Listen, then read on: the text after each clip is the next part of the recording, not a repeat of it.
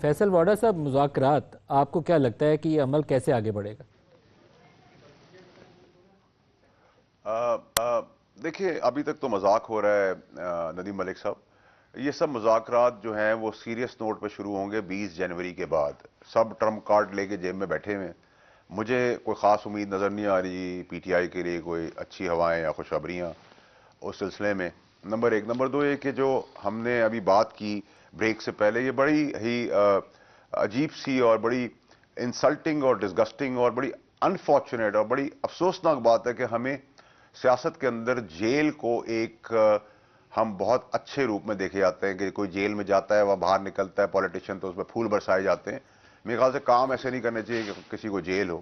Number ایک. Number دو ہے کہ جب تک یہ تمیز اور تہذیب ہمیں نہیں آئے گی کہ جیل جانا بہت بری بات ہے، تب تک یہ وہ فقدان ہے جس کی وجہ سے آج تک پاکستان بھگت رہا ہے. اور ہم سب کی میموری فائلز، آپ کی، میڈیا کی، اینکرز کی، عدالتوں کی، لیڈران کی، پولیٹیشنز کی، اداروں کی بہت شارٹ میموری ہے کہ ایک آدمی 20 سال سے چوری کرتا آ رہا ہے، وہ آخری 2 سال میں ٹھیک ہو جائے تو وہ ٹھیک ہو گیا، اس کے 18 سال کے ہم گناہ معاف کر دیتے ہیں. واڈا صاحب، لیکن جس ہم طریقے 25 سے کروڑ لوگوں کو گالی نواز دیتے ہیں شریف اور کو، شائستہ خان عباسی کو، رانا ثناءاللہ کو، خواجہ سعد کو، ان لوگوں کو جس طرح پکڑ کے اٹھا کے جیلوں میں ڈالا گیا تھا، اب اس میں سے کیسے ثابت ہوگا کہ کس نے 20 سال چوری کی ہے اور کس کو پولیٹیکل وکٹمائزیشن میں آپ نے اندر ڈالا ہے؟ یہ آپ کو تمیز تو کرنی پڑے گی کہ نہیں دیکھیں کرنی پڑے ندیم گی؟ ملک صاحب، میں آپ کو یاد دلاتا چلوں گا، میں وفاقی وزیر تھا. یہ بھی آپ کو یاد ہوگا کہ جب رانا ثناءاللہ صاحب کو میں جانتا بھی کہیں سے نہیں تھا، رانا ثناءاللہ صاحب پہ جب کیس بنا تو سب سے زیادہ ہنگامہ میں نے کیبنٹ میں مچایا تھا کہ یہ کیا گھٹیا کیس بنا ہے، اور وہ بھی اس کے بچوں کے ساتھ. تو آپ ریڑھ کی ہڈی رکھتے ہیں جب آپ اقتدار میں بھی ہوں، پاور کی کرسی پہ خود بھی بیٹھے ہوئے اور آپ اپنے باس کے سامنے بیٹھے ہوں، تو آپ سچ کو سچ کہیں، مخالف کے ساتھ بھی لڑائی طریقے اور تہذیب کے دائرے میں رہ کے دشمنی کریں، پیٹھ پہ وار نہ کریں، سامنے سے کریں. اور وہاں سے میری ان کے اچھے تعلقات رانا ثناءاللہ صاحب کے ہوئے. جب وہ باہر آئے تو انہوں نے کہا تم نے میرے لیے بات کی تھی. میں نے کہا بھائی، میں نے آپ کے لیے، میں تو آپ کو جانتا بھی نہیں تھا، میرٹ کی بات تھی، گھٹیا کیس تھا، جھوٹا کیس تھا، تھرڈ کلاس کیس تھا، اس لیے میں بولا. بنایا اور میں کس نے ابھی یہ بھی آپ جھوٹا کو یہ کیس؟ کہہ رہا ہوں کہ دیکھیں، یہ جب تک کس نے یہ بنایا، گورنمنٹ نے کس نے بنایا سوچا؟ تھا، ہم نے بنایا تھا. تو ہم نے اس وقت بولا بھی نا سر. پھر ندیم علی صاحب، میرے جیسے لوگوں نے، میں نے بھی آواز اٹھائی، زوردار طریقے سے اٹھائی. اس ہمیں ڈر نہیں تھا کہ ہمیں وزارت سے نکال دیا جائے سر گا، یہ بتائیں کہ کیونکہ جب یہ اقتدار 16 اللہ کو کا دیا ہوا. مذاکرات ہونے ہیں تو 2 مطالبات ہیں نا کہ 9 مئی اور 26 نومبر ان کے لیے جوڈیشل کمیشن بنے گا جوڈیشل کمیشن؟ دیکھیں پھر میں آپ سے وہی بات کروں گا ندیم ملک صاحب کہ میں کل وسیم مدامی صاحب کا پروگرام تھا، انہوں نے گنڈا پور صاحب نے، آج تک پی ٹی آئی کا کلیم یہ ہے، 4 دن پہلے عمران خان صاحب کا ٹویٹ آیا ہے کہ یہ فلیگ آپریشن تھا 9 مئی کا، اس کو فوج نے کرایا ہے. انہوں نے اس انٹرویو میں کہا کہ ہاں میرے لوگ تھے، میں اون کرتا ہوں، ان سے غلطی ہو گئی ہے. تو ایڈمیشن کر دی نا، یہ ایڈمیسیبل ایویڈنس ہے. آپ راجا صاحب بیٹھے لائر ہیں، ان سے پوچھیں. دوسری چیز وہ کہتے ہیں کہ مجھے آج تک کسی نے اٹھایا نہیں. عمر ایوب نے جو سٹیٹمنٹ دی ایجنسیز کے خلاف، وہ جذبات میں آ کے دی تو جھوٹ انہوں نے ثابت کر دیا. پھر گنڈا پور صاحب نے کہا میں نہیں کہہ رہا، اور یہ کھلے میڈیا کے سامنے کہہ رہے ہیں، جیل میں بھی نہیں ہے. پھر وہ کہہ رہے ہیں کہ مولانا صاحب کے والد صاحب نے کہا تھا کہ پیسے لے کے میری ہی مخبری کرتا ہے، اس لیے ہم بھی اس پہ بھروسہ نہیں کرتے.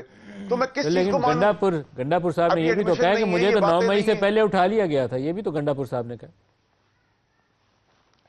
سر 9 مئی سے پہلے گنڈا پور صاحب نے یہ بھی کہا. گنڈا پور صاحب نے تو بہت ساری اور بھی باتیں تو کی ہیں. پھر آپ نے تو میں وہ کہتا اپنے ہوں کہ مجھے ایک حصہ تو کنفیوژن بتا ہو دیا گئی ہے. ان کے بیانات کا، دوسرا نہیں بتایا کہ وہ کہہ رہے ہیں مجھے تو 9 مئی سے پہلے اٹھا لیا تھا.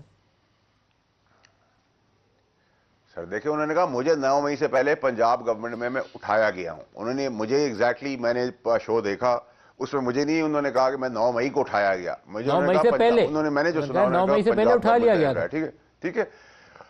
دیکھیں میرا پرابلم سارا یہ ہے ندیم ملک صاحب کہ ہم کس حد تک گر سکتے ہیں اور کس حد تک اٹھ سکتے ہیں.